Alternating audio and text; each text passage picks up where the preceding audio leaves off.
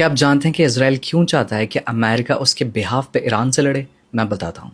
ऐसा इसलिए क्योंकि इजराइल अकेला खुद ईरान की न्यूक्लियर फैसिलिटीज को तबाह नहीं कर सकता, मगर अमेरिका के पास अकेला एक ऐसा वेपन है जो ये काम कर सकता है, मगर उसकी भी सक्सेस रेट कंप्लीटली नहीं है। और मैं बताता हूँ क्यों। फोर्डो न्यूक्लियर फैसिलिटी जो ईरान में मौजूद है वो एक पहाड़ के जस्ट बगल में उसके नीचे बनाई गई है, जिसकी गहराई तकरीबन 80 से 90 मीटर है और कोई रिपोर्ट्स तो ये कहती हैं वो कई सौ मीटर तक की गहरी है। दूसरी जो फैसिलिटी है वो है नतान्स की, जो कि तकरीबन 8 मीटर की गहरी है, जो इतनी ज़्यादा नहीं है, मगर जो नई नतान्स की न्यूक्लियर फैसिलिटी बिल्ड की जा रही है वो तकरीबन 150 मीटर तक की गहराई पे है। दुनिया में ऐसा कोई भी बॉम्ब नहीं है जो कि इतनी गहराई तक जा सके, सिवाय एक बॉम्ब को छोड़ के, जो है GBU-57 बंकर बस्टर बॉम्ब।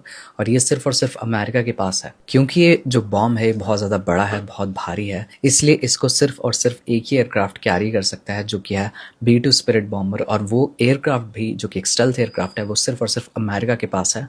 और अमेरिका कभी भी उस एयरक्राफ्ट को किसी और को नहीं देगा यूज़ करने तक के लिए। और चलो अगर मान भी लेते हैं कि अगर इस बॉम्ब को ड्रॉप कर भी दिया, फिर भी ये जो बॉम्ब है ये कम्प्लीटली रीच नहीं कर सकता उस फैसिलिटी को, क्योंकि इस बॉम्ब की जो रेंज है वो है 60 मीटर्स की, मगर जो फैसिलिटी है वो 80 से 90 मीटर्स तक की गहराई में है। तो मल्टीपल स्ट्राइक्स करने पड़ेंगे एक ही सेम जगह पर, जो कि बहुत ज़्यादा मुश्किल होगा। एक और बड़ी परेशानी ये है कि जो फैसिलिटी है उसकी जो दीवारें हैं, वॉल्स हैं, वो बिल्कुल फ्लैट नहीं है, बल्कि एक एंगल पे हैं। और एंगल होने की वजह से जो उसकी थिकनेस है वॉल की, वो और ज़्यादा बढ़ जाती है, तो और ज़्यादा मुश्किल है उसको पेनिट्रेट करना। और दूसरा सबसे बड़ा जो रीज़न है वो सिंपली ये है कि ईरान के साथ इजराइल फाइट नहीं कर सकता। ईरान के पास बहुत ज़्यादा फायर पावर है और मिलिट्री माइट है, इसीलिए आप हमेशा नेतन्याहू को अभी देख रहे हो इस टाइम पे कि वो कितना ट्राई हार्ड कर रहा है कि अमेरिका इस वॉर में उसके बिहाफ पे लड़ सके। मगर ये सब करना इतना आसान भी नहीं है, क्योंकि चाइना ने अपने सर्वेलेंस शिप को गल्फ सी में भेज दिया है ईरान के सपोर्ट में। और चाइना की ईरान के साथ में बहुत सारी डील्स हैं, ऑयल्स में, नेचुरल रिसोर्सेज में, और साथ ही साथ बेल्ट एंड रोड इनिशिएटिव में भी। और डोनाल्ड ट्रंप ने यह अनाउंस किया है कि 2 हफ्ते उसको चाहिए इस बात को डिसाइड करने के लिए कि अमेरिका डायरेक्टली इस वॉर में इन्वॉल्व होगा